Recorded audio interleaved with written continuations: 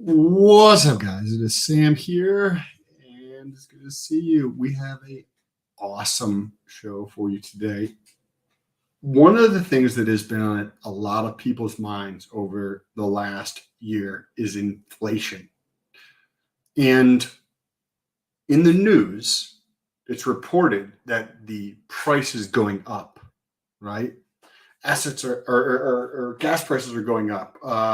Bread goes up, meat goes up, chicken, eggs, et cetera, et cetera, et cetera. Right. However, it's a little bit different like this. I've talked about this in some other episodes, but today I actually have an awesome little treat. This is Mike Maloney, and he put together this entire thing about the history or the history and secrets of money. And part number 4, we're going to be going through in this episode because I think it would be extremely, extremely valuable. What's up to the chat? Thank you for being here. And I'll see you guys in a minute and a second. You already know what time it is. Crypto in the morning. Crypto in the morning. Crypto in the morning. Waiting on phone. Crypto in the morning. Crypto in the morning. Crypto in the morning. Crypto in the morning. Crypto in the morning. Waiting on phone. Crypto in the morning. Crypto in the morning. Smoking a blunt on my way to the gym. 11 a.m. and I'm already tuned in. Got me some hacks and I'm making a stake. Got me some heads on, I'm making it rain. Pay me some maxi and that's just in case. Jim Reddit sent me to show you the way. Crypto in the morning. Crypto in the morning. Crypto in the morning. Crypto in the morning. Crypto in the morning. Crypto in the morning. Crypto in the morning. Crypto in the morning. Crypto in the morning. Crypto in the morning.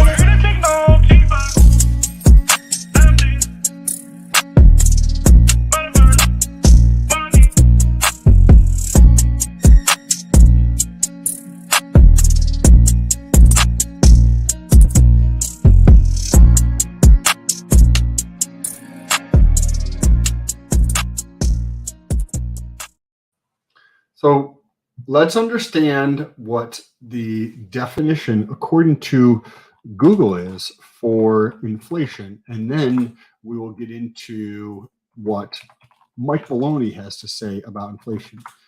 What inflation actually is, here we go, we're going to pull up Google here. So according to Google, inflation is the action of inflating something or the conditioning of being inflated. In economics, a general increase in prices and a fall in the purchasing value of money. Okay, so this definition here, I think is very commonly misunderstood. It is not that prices are going up. And that might be counterintuitive to what you believe or what you've been told for years. It is the value of the thing that is denominating prices going down. And in the crypto space, you should be able to understand this more acutely than a lot of other people. If somebody were to inflate Bitcoin at 16x the rate it is currently inflating, and then next year do 160x the rate they're inflating, the price of Bitcoin relative to something else would decrease, right?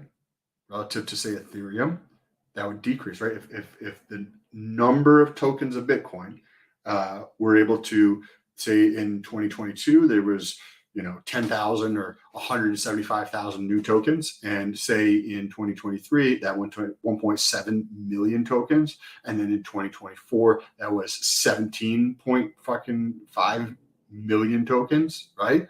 And the inflation was like working in that manner, similar to how our currency actually is. The price of Bitcoin relative to other things would be Bitcoin relative to, say, as a ratio to Ethereum. Ethereum would look like it's going up in price, right? But in reality, it's Bitcoin going down in price because of the inflation. Well, that's the same idea, except for everybody has a point of view of looking at prices in terms of USD value. So when you look at things in terms of USD value, when the US dollar inflates, and not just 10x in a year, but trillions and trillions and trillions of dollars in a year, right? And it's happened a lot over the last 24 months. What happens to prices? Well, in terms of how we relate that back to the example, everything else looks more expensive because the dollar is becoming more worth less. And that is the essence of what inflation is. And Mike Maloney does a good job of explaining it. So we're going to get into this video. You are about to learn one of the biggest secrets in the history of the world. It's a secret that has huge effects for everyone who lives on this planet. Most people can feel deep down that something isn't quite right with the world economy, but few know what it is. Gone are the days where a family can survive on just one paycheck.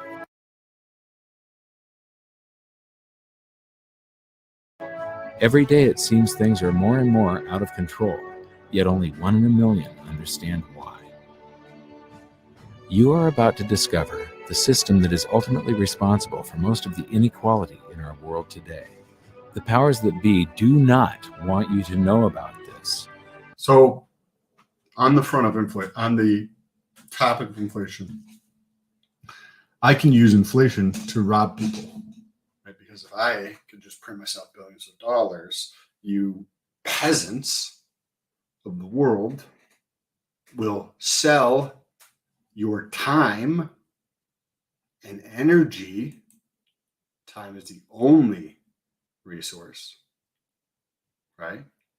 Time, you will sell your time and freedom to get more worthless dollars that I control. So the essence of inflation in fiat is stealing from the poor people to give to the government more power and to give to bankers more power. I just want to highlight that there. As this system is what has kept them at the top of the financial food chain for the last 100 years. Learning this will change your life because it'll change the choices that you make. If enough people learn it, it'll change the world because it'll change the system. For this is the biggest hidden secret of money. Never in human history have so many been plundered by so few, and it's all accomplished through. This is also a kind of like a docu-series with like 10 different parts. If you want to watch this, you can look up Mike Maloney, The Hidden Secrets of Money on YouTube, and listen to it while you're driving. Each part's around 30 minutes long. It's also very good if you want to understand a little bit more of how the economic systems around the world work, as if you think of it as like the Federal Reserve replaced with like the German Federal Reserve, the UK Federal Reserve, because not all systems are this way. They're based on a usury type of a system, charging interest. But let's get into it. This, the biggest scam in the history of mankind.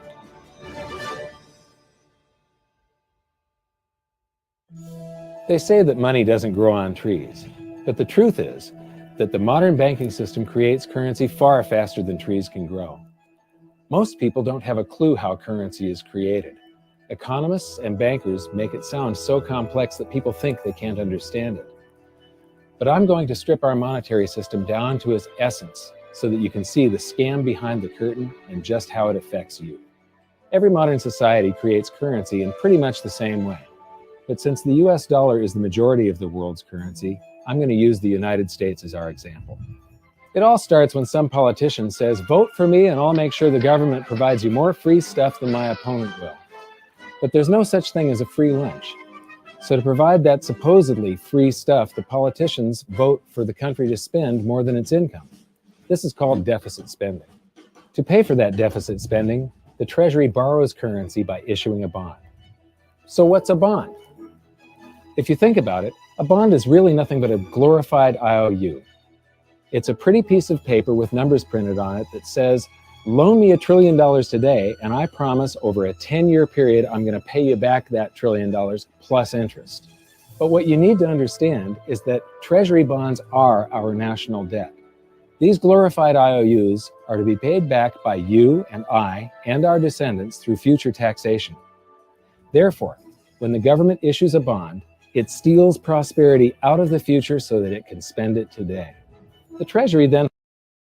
If you're not aware of this, the national debt in the United States, this is what he's talking about, right, is $31.12 trillion.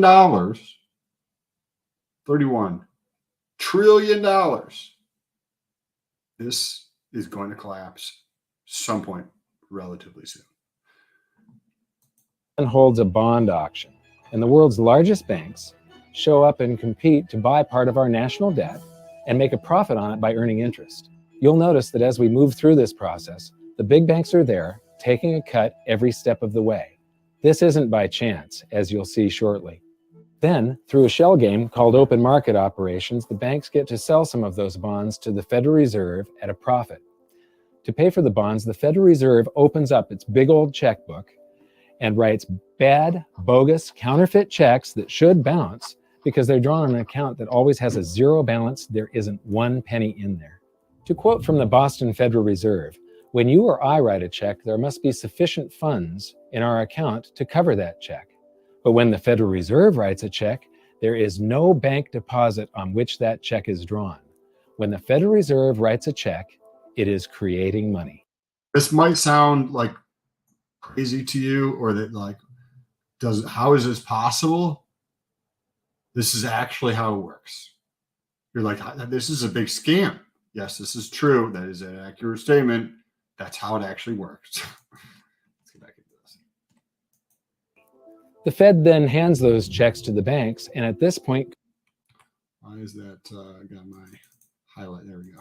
Currency springs into existence. The banks then take that currency and buy more bonds at the next Treasury auction. But what is a check? A check is also an IOU. When you write a check, you're making a note that says, here's my IOU for cash. All you have to do is go to the bank and pick it up. Now, it's very, very important that you understand this process, because we're going to come back later and show you the devastating effect this has on you. The Treasury issues IOUs, bonds. The banks then buy those IOUs with currency. The Federal Reserve then writes IOUs, checks, and hands them to the banks in exchange for the Treasury's IOUs, the bonds. And currency is created. So what's really happening is the Federal Reserve and the Treasury are just swapping IOUs, using the banks as middlemen, and abracadabra, presto, currency magically springs into existence. This process repeats and repeats over and over again, enriching the banks and indebting the public by raising the national debt. The end result is that there's a buildup of bonds at the Federal Reserve and currency at the Treasury. This process is also where all paper currency comes from. The Federal Reserve and the government mistakenly call it base money because they didn't watch episode 1 of this series and they don't know the difference between money and currency. But I will correctly refer to it as base currency because it is not money. It is currency, and as we've learned, there is a big difference. Money has to be a store of value and maintain its purchasing power.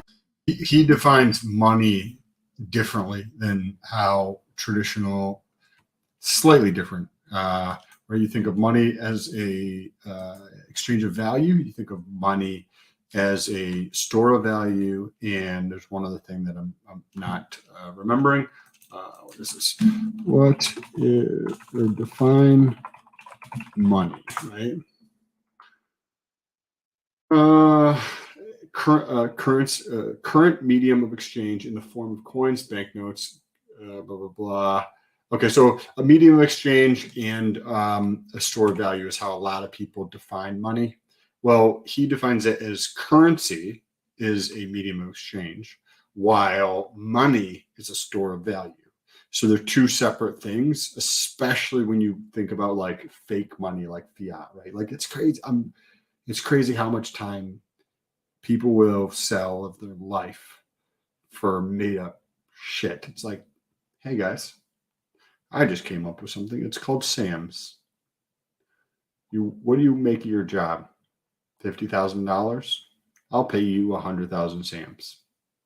Will you come work for me and sell me your time and energy and freedom for this made up thing that I just created. And so many people do that in their whole entire life. Power over long periods of time. We learned in episode 1 that earlier in our history, our paper currency was just a claim check.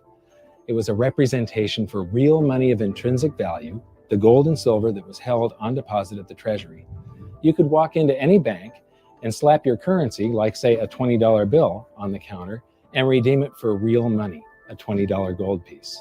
But now, this base currency that's piling up back here is really nothing but a receipt or a claim check on an IOU, that bond. So it's really nothing but a supply of numbers. The Treasury then deposits the newly created currency into the various branches of the government, and the politicians say, hey, thanks for that. And the government does some deficit spending on public works, social programs, and war. The government employees, contractors, and soldiers then deposit their pay in the banks. Now, this may come as a shock to you, but when you deposit your currency with the bank, you're not actually depositing it into an account to be safely held in trust for you. Instead, you're actually loaning the bank your currency, and within certain legal limits, they can do with it pretty much anything they please. This includes gambling in the stock market and loaning it out, at a profit, of course.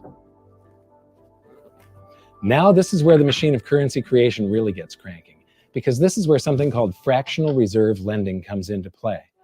Fractional reserve lending is exactly what it says. The banks are allowed to reserve only a fraction of your deposit and loan the rest out. Although reserve ratios may vary, I'm going to use a 10% reserve ratio as our example. If you deposit $100 in your account, the bank can legally take $90 of it and loan it out without telling you.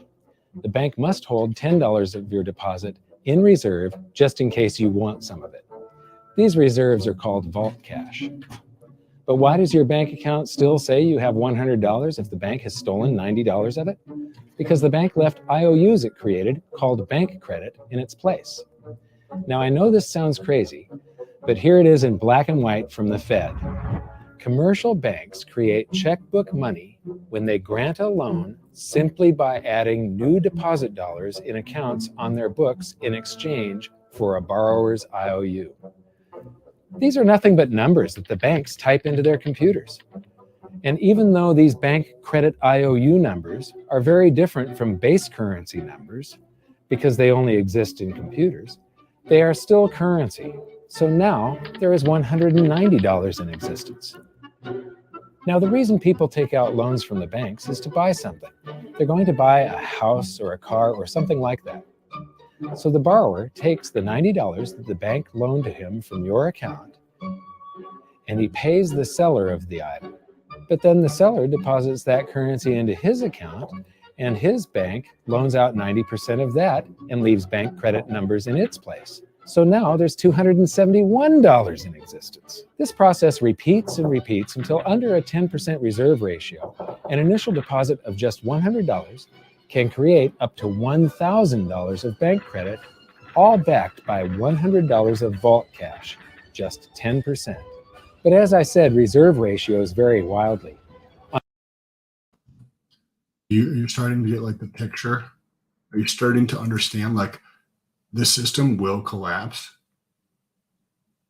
There's not one example in history of this usury type of system ever succeeding. Any fiat currency designed this way, there's never been one example in all of history of this working.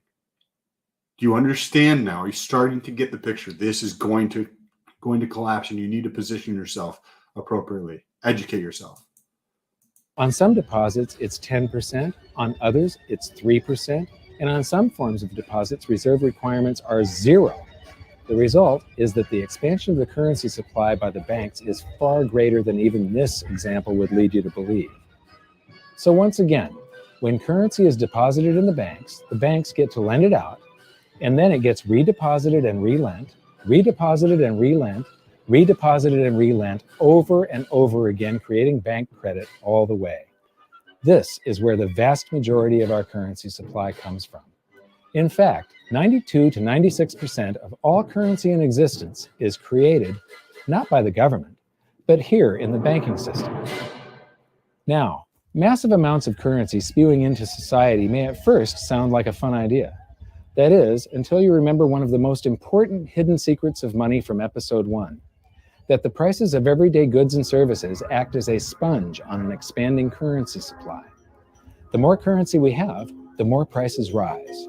This is where inflation comes from. The true definition of inflation is an expansion of the currency supply. Rising prices are merely the symptom.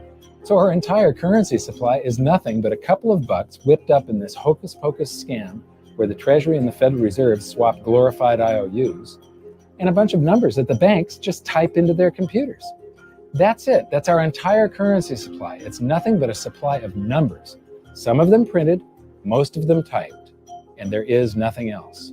But if you thought that was crazy, get ready to enter the twilight zone of modern economics. We work for some of that currency supply. True wealth is your time, but we trade away moments of our lives, hour by hour, day by day, and year by year, for numbers that somebody printed on pieces of paper or just typed into a computer. Now those numbers represent our blood, sweat, tears, labor, ideas, and talent. We are what gives the currency its value. I'm gonna replay that again. If you're working and you're trading your time for fake currency, right? Then you may want to rethink potentially how you're living your life. And you might not see a road out. You might not see a solution. But knowledge, and then applying that knowledge, you will get there. You can get out. You can get out of that system. You can do it a different way. But nobody can do it for you. You have to take responsibility to do it for yourself. System that makes you money and is not tied to your time, right? If you say money, in this case, that's a store of value in terms of how he defines it, right? So currency, right? Get you currency that you can go then again buy things that have actual value. Remember, currency doesn't have any value. It's a medium of exchange. So it's the road that you travel on. It's not like the valuable shit that you actually drive on the road. Like you don't have the road is what you drive the Lamborghinis on and everything like that, right? And if you're trading your time for money and if you love it, great. But if you want more, if you desire more, if you want to take care of the people that you love and care about, you want to see a bigger future for yourself. Maybe you want to drive a McLaren or Lamborghini or something. You don't get a second chance at this thing, guy. Like, take fucking responsibility and start doing something about it. You can do it, but you need to start. You need to start. So I just rewinded this a little bit to get back in here. Economics. We work for some of that currency supply. True wealth is your time, but we trade away moments of our lives, hour by hour, day by day, and year by year, for numbers that somebody printed on pieces of paper or just typed into a computer. Now those numbers represent our blood, sweat, tears, labor, ideas, and talent. We are what gives the currency its value. But here comes the really cruel joke. We work hard so that we can save some of that currency, so that we can pay the tax collector. In the United States, it's known as the IRS. They then turn it over to the Treasury so that the Treasury can pay the principal plus interest on that bond that the Federal Reserve bought with a check drawn on an account that has nothing in it. Now let's do a recap on this section, because this is where the system begins to rob you and I on a massive scale. Much of our taxes are not used for schools, roads, and public services, but to pay interest on bonds that the Federal Reserve bought with a check drawn on an account that has nothing in it. The Federal Reserve is committing fraud. But here's one of the biggest secrets of them all. Before the establishment of the Federal Reserve, there was no need for personal income tax. The Federal Reserve was created in 1913, and that very same year, the Constitution was amended to allow income tax. Do you really think this was just a coincidence? Ask yourself. Listen to that again, guys. Listen to this again. This is all actual information. It's just you're not educated on this stuff. It goes back a little bit more. Before the establishment of the Federal Reserve, there was no need for personal income tax. The Federal Reserve was created in 1913, and that very same year, the Constitution was amended to allow income tax. Do you really think this was just a coincidence? If you are in charge of the money, you rule everything, right? So if you're in charge of the money and you can implement a usury system, as in this right here, and now in order to pay that credit card bill, it's effectively what it is, I need to take the money from something. So I'm going to take it from all you little peasants to sell your time for money, right? And that is when this came out. Isn't it kind of interesting? I also just read a book on the history of Federal Reserves globally, and this same type of shit happening all around the world. By the way, $31 trillion, right, is the national debt now here in the United States. If you assume that the interest rate on that is 1%, just 1%, what does that mean? You have $310 billion in interest. In interest only. No principal pay down, no reducing that debt, just in interest. Right? But we all know the government has zero intention of actually solving any problems or doing anything productive. Ask yourself how much income tax you've paid over your lifetime. Much of it has been silently siphoned away into the hands of those who own the system. Yes, this system has owners. Who they are is an even bigger secret that we'll get to shortly. But first, we need to understand the mumbo-jumbo of the so-called debt ceiling. It's all based on a huge paradox. There was interest due on that bond, and there was interest due on every one of those loans that the banks made. That means that there is interest due on every dollar in existence. Let me ask you something.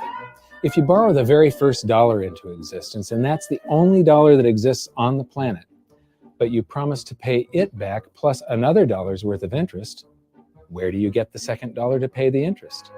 The answer is that you have to borrow that one into existence and promise to pay it back with interest as well. So now there are $2 in existence, but you owe $4, and so on and so on. The result is there's never enough currency to pay the debt. There is always more debt. So in reading like anybody with any modicum of, for people with small brains, that's a small amount of common sense, understands this is not sustainable, right? And if there's a book, the history of, I have it back there actually, history of federal banks globally, right? I think Napoleon and Russia implemented a different system. And in that book, they talk about how the bankers, how the financiers, how the people in charge of the money in the other countries purposely did things to cause war and used the fake money printing to stop it, right? So if a government just said, hey, this is how much currency there is out there, and and they controlled it, and it wasn't based on all debt, you could create a different type of system, right? That's effectively what that book was kind of like getting into. But like anybody can tell that this system here is not sustainable even in the slightest. In the system, then there is currency in existence to pay the debt. Therefore, the whole system is impossible. It is finite. It will come to an end one day. What would happen if the government stopped borrowing to do deficit spending? Are the payments on those treasury bonds going to stop? What would happen if the public stopped borrowing and going deeper into debt? Are your house and car payments going to stop? No. There is a payment due every month on the principal plus the interest on every dollar in existence, and those payments do not stop. If we stop borrowing, then no new currency is created to replace the currency that we used to make those payments. Whether you're making a payment on a loan or paying tax to make a payment on a bond, the portion of the payment that goes to pay off the principal extinguishes that portion of the debt. But the debt also extinguishes the currency. Currency and debt are like matter and antimatter. When they meet, they annihilate each other. If we just pay off the principal only on all the loans and bonds that exist, the entire currency supply just vanishes. So if we don't go deeper into debt every year, look what happens. The whole thing goes into a deflationary collapse under the weight of those payments. Politicians and pundits alike talk about balancing the budget, paying down the debt, and living within our means. They don't understand that that is deflationary. It is impossible to do under our current monetary system without collapsing the whole economy. This is why any talk of a debt ceiling is not only ridiculous. Imagine prices actually getting cheaper because the currency you held is going up in value. Crypto comes to mind. It's delusional. The system is designed to require ever-increasing levels of debt just to continue. And that's why politicians will always kick the can down the road and raise this so-called debt ceiling over and over again until the whole system finally collapses under its own weight. In other words, they don't want it to collapse on their watch. The founding fathers of the United States knew the dangers of central banking and fought to free themselves from this very thing. The Revolutionary War started out as a tax revolt, but now we must pay tax just to have a monetary system. Having just suffered through the hyperinflation of the continental dollar, which was printed into oblivion to finance the Revolutionary War, they understood the dangers of fiat currency and debt-based monetary systems. So to protect future generations from institutional theft and out-of-control government, they wrote into the Constitution that only gold and silver can be money for the simple fact that you can't print them. Our current system is not... And then they changed the Constitution. They changed it after the Federal Reserve. Not only unconstitutional, but it robs us of the liberty and prosperity our forefathers fought and died for. We are all feeling the effects of ignoring the Constitution right now. By forcing more currency into circulation, our purchasing power is diluted. Inflation is a slow and insidious stealth tax that is simply the result of this debt-based monetary system. This system empowers and benefits those who create the currency and receive it first, as they get to spend it into circulation before it has an effect on the economy. They're stealing purchasing power from you and transferring it to the banks and the government every hour of every day because of this false monetary system. And it's not like the people at the top don't know this. To quote the Federal Reserve, the decrease in purchasing power incurred by the holders of money due to inflation imparts gains to the issuers of money. This is a fraud. It is a pyramid scheme, it is a Ponzi scheme, it's a scam, and it's a lie. Our entire monetary system is nothing but a form of legalized theft. But here's the biggest con job of them all. The Federal Reserve is not federal, it has stockholders. There is no federal agency that has stockholders. What's a stockholder? A share of stock represents a percentage of ownership in a corporation. So the stockholders are the owners of that corporation. Therefore, the Federal Reserve is a private corporation with owners. And you can see it for yourself if you go to the Federal Reserve's website, and it will say, the stockholders receive an annual dividend of 6%. Now, we know that the stock in the Federal Reserve was originally issued to the largest banks in the United States. But because of mergers and acquisitions through the years, you can't actually trace who owns the stock in the Federal Reserve. That's a very closely guarded secret. My guess would be that the owners are those primary dealers, the banks that get to make a profit by selling part of our national debt, those bonds, to the Federal Reserve, who buys them with a check from nothing. Then we pay tax to pay the principal and the interest on those bonds so that the Federal Reserve can pay the banks a 6% dividend. Don't be alarmed if you don't quite comprehend the deception of this system at first glance. Very few people do. It is purposely complex. The economist John Maynard Keynes once wrote, By this means, government may secretly and unobserved confiscate the wealth of the people, and not one man in a million will detect the theft. I believe that presented correctly, anyone can understand this system, regardless of how complex it is. So let's do a recap and break it down even more. The way the system works is that, step 1, the government creates glorified IOUs.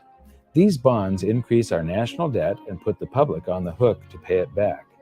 Step 2, IOUs are swapped to create currency. The Treasury sells the bonds to the banks. The banks then turn around and sell our national debt at a profit to the Federal Reserve, which they probably own. The Federal Reserve then opens its checkbook that doesn't have a penny in it and buys those IOUs with IOUs that it writes, checks, on a checking account that has a zero balance. Then they give those checks to the banks and currency just springs into existence, and then the whole process repeats. This results in a buildup of bonds at the Federal Reserve and currency at the Treasury, which is really just a supply of numbers. The Treasury then deposits the numbers in the various branches of the government, and we get to step 3. The government spends the numbers on promises, public works, social programs, and war. Then the government employees, contractors, and soldiers deposit their pay into the banks, and we get to step 4, where the banks multiply the numbers by magically inventing more IOUs through fractional reserve lending, where they steal a portion of everyone's deposit and lend it out. That currency gets redeposited, and then a portion is stolen again, and the process repeats over and over, magnifying the currency supply exponentially. Then we work for some of those numbers, which brings us to step 5, where our numbers are taxed. We pay tax to the IRS, who then turns our numbers over to the Treasury, so the Treasury can pay the principal plus the interest on bonds that were purchased by the Federal Reserve with a check from nothing. Then we get to step 6, the debt ceiling delusion. The system is designed to require ever-increasing levels of debt and will eventually collapse under its own weight because politicians always kick the can down the road. They don't want it to collapse on their watch. And finally, step 7, the secret owners take their cut. The world's largest banks own the Federal Reserve. Those banks make a profit selling our national debt to the Fed. They make a profit when the Fed pays them interest on the reserves held at the Fed, and the Fed pays them a 6% dividend on their ownership of the Fed. This system is fundamentally evil. It funnels wealth from the working population to the government and the banking sector. It is the cause of the artificial booms and busts of modern economies, and it causes great disparity of wealth between the rich and the working class. And it is only possible because we no longer use real money, we use currency. But worst of all, it is a form of enslavement. Bond is the root word of bondage. Whenever a government issues a bond, it is a promise to make us pay tax in the future. Nobody asked you if you wanted to pay tax today for the... What do you think? Is this enlightening to you? Are you opening your mind to thinking differently about how things are done? Right? What is this the first time you've understood how inflation works, how the system works? Let me know in the chat. I'm curious to hear what you guys think. The prosperity we all enjoyed in the last century? Nobody is asking our children if they want to work hard in the future to pay for the prosperity we're enjoying now. George Washington once wrote to James Madison, "No generation has the right to contract debts greater than can be paid off during the course of its own existence." What a novel idea.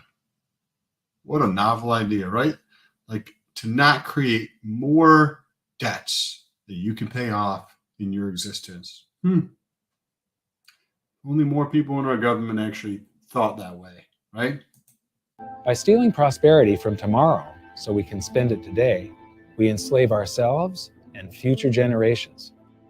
Now, this all sounds pretty bad, but there is great hope, for you are the greatest threat to this false monetary system. This system relies on the public being ignorant of its workings. Please share this knowledge with everyone you know, because an informed public that fully understands the system can build a better future for generations to come. And now I leave you with this quote, widely attributed to a former director of the Bank of England. The modern banking system manufactures money out of nothing. The process is perhaps the most astounding piece of sleight of hand that was ever invented. Banking was conceived in inequity and born in sin. Bankers own the earth. Take it away from them, but leave them the power to create money and control credit, and with the flick of a pen, they will create enough money to buy it back again. I want to read through that again. Banking was conceived in inequity and born in sin. Bankers own the world. Take it away from them, but leave them the power to create money and control credit. And with the flick of a pen, they will create enough money to buy it back again. As you go through and continue the education in your life, you understand that this is how the system has been built. It's been built like this in past history in other nations around the world. It has always failed. Be prepared. Start thinking about what you need to do. Continue to educate yourself and start thinking about what you need to do to get out of the system. And then I'm gonna talk about what I'm personally doing. Credit, and with the flick of a pen, they will create enough money to buy it back again. But if you want to continue as the slaves of bankers and pay the cost of your own slavery, let them continue to create money and to control credit. This is the Federal Reserve in Washington, D.C. It's located on Constitution Street, and that is just as much of a joke as the New York Fed being located on Liberty Street. Both of them are unconstitutional, both of them limit our liberty, and they transfer wealth away from us every second of every day to the Federal Reserve, to the government, and to the banking sector. You are now among the 1 in a million who can detect the theft of your prosperity. So the big question is, what can you do about it? 1. Watch this video until you can describe and teach it to others. Those who understand this system can make preparations for its unavoidable collapse and protect themselves. History shows that those who don't will probably be wiped out. 2. Share this video with everyone, especially those you can. So I believe he gets into he's bullish on gold and silver, right? And so that holds a lot of his portfolio. But you know what else is in his portfolio? And this is the series. I'm up to like maybe episode 10 or something in this series as I work on other shit. And he has Bitcoin and other cryptos in his portfolio, right? Now, what are you going to do about this? Like, how are you going to save yourself, right? Like, do you have $100,000? I know people, like I used to work in banking, and there'd be people with $1 million of cash just sitting in the bank. Why? Right? I don't know, and they weren't getting that much flow. They weren't getting like $1 million a month of flow coming into their account. They were just literally letting money just sit there. Like, and you're like, what are you doing? Buy something that goes up in value. Buy something that generates more cash for you, or whatever the case is, or they'll retain its value. So what are some things that I think are going to retain value as the system collapses? Well, you'd think of like a hard asset, right? Like real estate. But the only thing about real estate is it's all based on debt here in the United States. So as the system collapses, it's going to have to switch to something else. And if we see deflation, then prices are going to be coming down, right? Because that system is going to go away. There's going to have to be another system in place. And when will this happen? I'm not sure. But if you follow crypto, if you're watching this right now, you probably understand that crypto is going to be the future. Right? 3.5% of the global population is in crypto as of January 2021. We're in January of 2023. Right? So when the numbers come out for 2022, that I believe is going to be in 4.5% on the low side and up to maybe 7% on the high side for the number of people in crypto as an estimate. And the faster this drains, the fiat is sucked out. It's like a giant bathtub of just fake money, right? And it's going down the drain. And that drain is leading to like the salvation of a lot of people, giving them their sovereignty with crypto, right? So for me, I like hard assets. Like I like real estate, but I'm not sure how that's going to play out. Like I don't know. What do you think? Like how is this going to play out? The whole system for housing in the United States is all based on credit. So I mean, going into other places, I think that's a great strategy.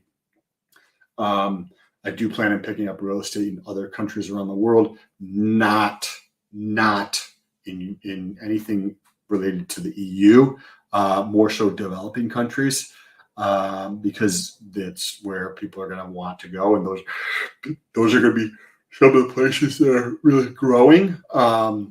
I like businesses. Right? Like I like owning businesses because those are, if you can own a business, right? Like if you own a business and I buy part of your business from you, and it's like something that you love to do or whatever the case is, as your business, and I can buy part of that with fake currency, right? Just made up currency, and I'll buy some of that from you. Then I'm able to buy your time and your energy. You might love doing that, right? Like you might like continue doing it, and maybe it's valuable to you to receive $50,000 for 30, 40, whatever percent of your company. And then I get a check or I get a wire of money just coming into my account from that. So I like those. I like businesses. I love crypto. I love crypto as a total asset class. I also wouldn't be opposed to owning some gold. I wouldn't be opposed to owning some gold. It would probably be a tiny fraction of like the total portfolio. We should do a video on portfolio theory. If you want to see a video on like portfolio theory, like how efficient markets work and that kind of thing, there's a lot of data around that stuff, and we can poke holes in it, or we can listen to it, but you got to understand how they're thinking to understand where they're trying to bring you so that you can, see if that's where you want to go or not. So for me, real estate, something that's going to provide like cash flow in some way, shape, or form, or businesses or cryptocurrency. And as I continue to expand the things that I'm doing, I will continue to add on additional passports, because then that gives you more flexibility of what you're able to do. And another benefit of expanding with other passports is that you can get around certain taxes potentially. I mean, there's 1,000 variables here, so don't just think this is like, but there are ways to do this. Even if you're making less than $120,000 a year, there's something called a foreign earned income tax exclusion. And you can basically live outside of the United States for 11 months of the year and at the same time pay 0 federal and state income tax. So think about this for a second. You're making $120,000. Let's just say you pay 30% of that, right? So you pay like $35,000 in taxes. $35,000 in taxes. $35,000 in taxes on your money that you're working for that is just fake. And you're paying 30% of your earned income by living 11 months of the year outside of the country. And remember, you can go outside of the country and say if your living cost here, your mortgage and or rent, food, transportation, etc. here, say it's $3,000 a month, say it's $5,000 a month, right? You're paying $5,000 a month to live here in the United States. You can go to a shitload of other countries and live on less than half of that and have a better lifestyle. Yeah, it is 100% possible. There's all sorts of beautiful places around the world where if you want to live on a beach and you want to pay less than what you're paying and pay that less in taxes, right? You can do that. And that extra $35,000 a year, $3,000 a month, $3,000 a month, you can take and you can put that into an investment that you believe in, right? An investment that, imagine putting $3,000 of extra money into an investment for your future. Right? Year one, you have 36,000, assuming the price of the thing you're investing in hasn't changed at all. Right?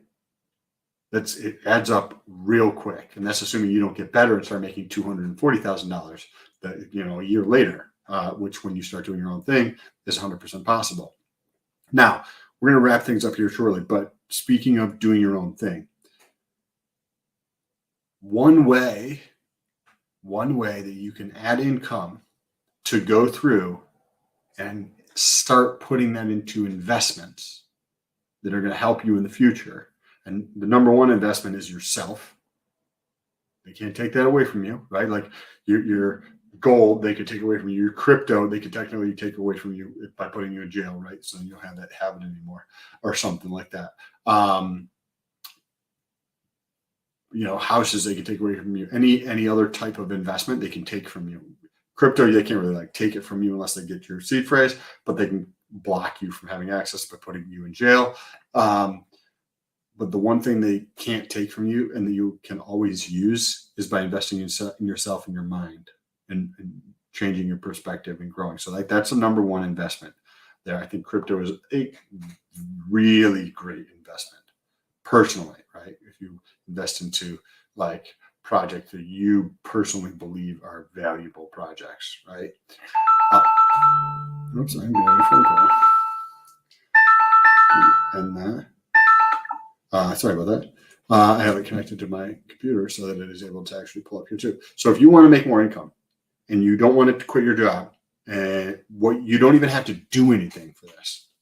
If you work a W-2 job, right? So here in the United States, that means you're getting a paycheck from a company that has hired you as an employee. You can get them to start paying you as a contractor, or you can start a separate company, right? And whether it's them as a contractor or you starting a separate company, that second company doesn't have to make any money and you can get more take home. So say in that example of $120,000 a year, and you have, say, $2,000 worth of expenses per month that you can pull into your business, right? So you're starting a business out and it's close to or related to something that you already do, right? Because a lot of times if you're going to do this, something that's close to what you're already doing, so you have expenses that you can put in there, assuming you don't have any income. This way it will still be beneficial to you. And you can pull expenses into here. So say throughout the whole year, you're making $120,000 a year. You're paying $36,000 a year in taxes. $2,000 per month, you're able to say pull into a business as an expense. So month one, you have $2,000 of expenses, but you don't have any income in your side business, right? Month two, $4,000 of expenses. And these are expenses that you would have already paid. These are expenses like your internet, your phone, your electric, your water bill, your rent in an office in your house, your gas for your car if you drive a gas car, potentially part of your payment for your car if you have a payment on your car. Those type of expenses that you already incur, that now a portion of those are related for business purposes, and you have $2,000 of that, right? So now you have $24,000 at the end of the year. Right? These are expenses that you already would have paid. Now, if you go through, and we already said you're in a 30% tax bracket, effective or whatever, that's $7,200 extra you get. It's hard to grasp, right? Just like this video that we watch around inflation. It's hard to understand this the first time you get this. You don't understand what I'm saying. Because you got to go through and actually do it or educate yourself more. You have $24,000 of expenses in your year. That's going to reduce your taxable income. So instead of paying taxes on $120,000 of taxable income. You take, let's do the math, $120,000 minus $24,000, $96,000 times 0.3 is $28,800. That means you, instead of paying $35,000 in taxes, you're now paying $28,800 in taxes. So effectively, you're giving yourself $7,200 more of the money you earn. You trade your time and your energy for this fake made up money. You get $7,200 more of that, or $600 additional dollars a month. Just setting up a separate entity that doesn't make any effing fucking money. If you don't understand what I just talked about or what I just said, I've made multiple YouTube videos about this. I think everybody who works a W-2 job and wants to make more money should set up another business. Even if it doesn't make any money, you can make more money from your W-2 job by paying less in taxes, or see if they'll convert you to a contractor or something like that and still give you health benefits, right? If you care about the health benefits.